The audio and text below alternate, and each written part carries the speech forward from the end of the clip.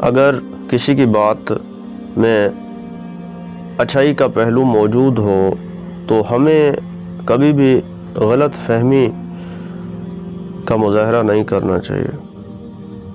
اگر کسی کی بات صحیح ہو سکتی ہے تو ہمیں خام خواہ اس کی بات کو غلط نہیں سمجھنا چاہیے یا غلط بیانی سے کام نہیں لینا چاہیے۔ ہمارے معاشرے میں اکثر ایسا ہوتا ہے کہ دوسرے کی بات کو ایک تو سنا نہیں جاتا، اور اگر سنا جاتا ہے تو چاہے اس میں اچھائی موجود ہی کیوں نہ ہو اس کی مخالفت کی جاتی ہے۔ جب ہم کسی کی مخالفت کریں گے اور مکمل طور پہ اس کو غلط کہیں گے تو یہ چیز ہمیں سچائی سے دور کر دے گی۔